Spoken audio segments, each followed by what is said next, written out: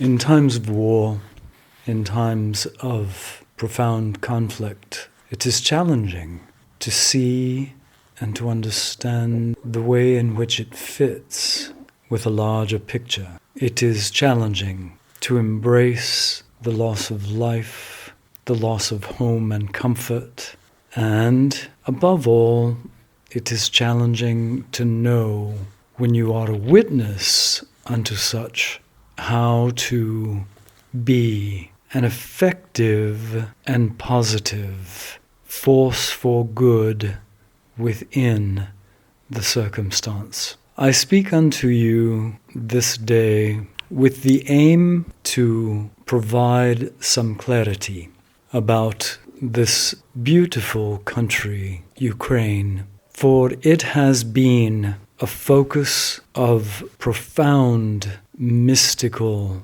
power throughout the ages. It is no wonder that there are structures there that have stood for centuries that provide for its people spiritual succor. It is also no wonder that from this land has emerged a bridge, really, a bridge from the past into the future. The focus of the world's eyes upon this country, where there has emerged greater freedom, greater prosperity, greater goodness in terms of the way in which it desires to move within the world. That positioning, that design of a bridge from a past, an impoverished past, an enslaved past, into an engine of transformative energy has brought all of this violence to a head. And it shines a bright light upon really a very simple human trait within the leader of Russia, and it is that trait of jealousy, the trait of revenge against humiliation. And in his eyes, Ukraine is not just a handy punching bag, but also a symbolic, hoped-for win to build his frail ego back up and to prove unto the world that he is all-powerful, to prove to the world that his way with his own country is not the failure that in fact it is. There was hope there.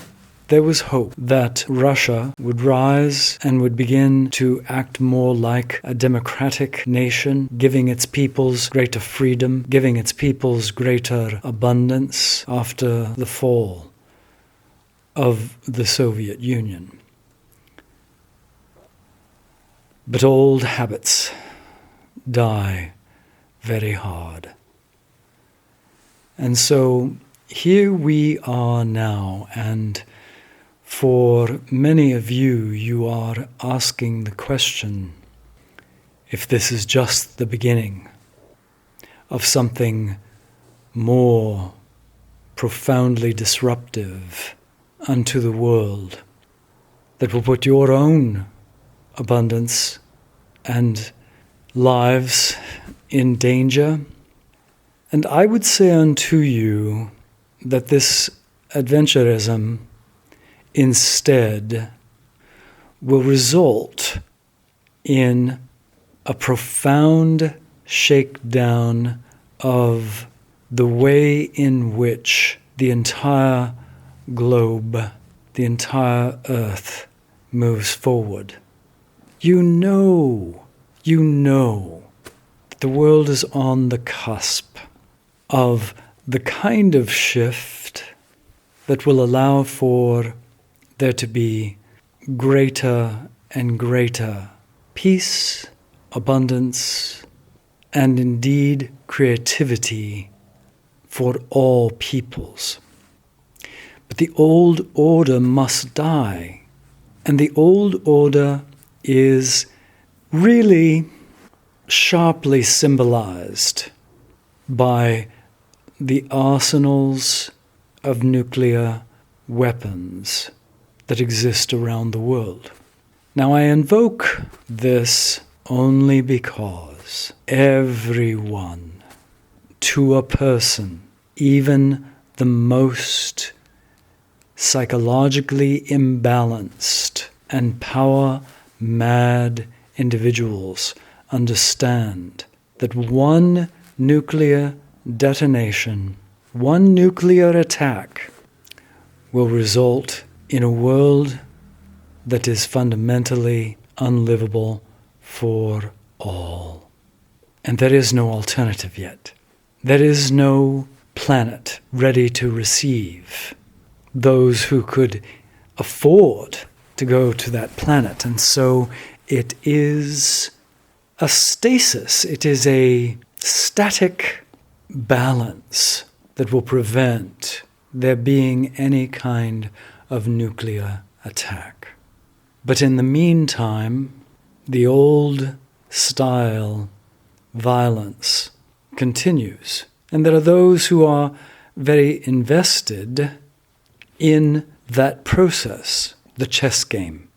For those of you who are invested instead in the expansion of human consciousness, the lifting of the eyes of humanity unto the great good that is possible to emerge world over, I say unto you, find for yourself a map of the region, most particularly a map of Ukraine, and place yourself on the border between Ukraine and Russia and hold up a shield designed to reflect unto those who project onto Ukraine whatever it is that they project, whether it be jealousy, anger, inflamed power, hunger, or whether it be love and support and encouragement. Hold up the shield and become a part of an effort, the energy of that they may reap its rewards. And for those who project love and support, they too reap those rewards and are able then to offer more love and support, more encouragement.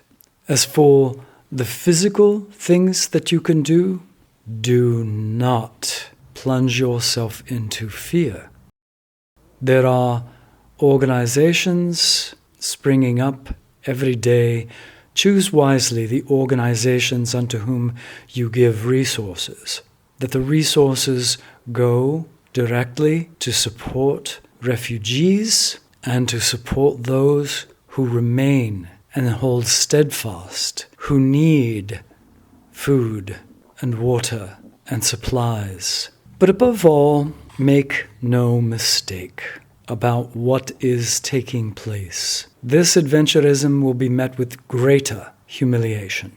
This power grab will affect economies around the world, but the effect is not the disaster that is feared.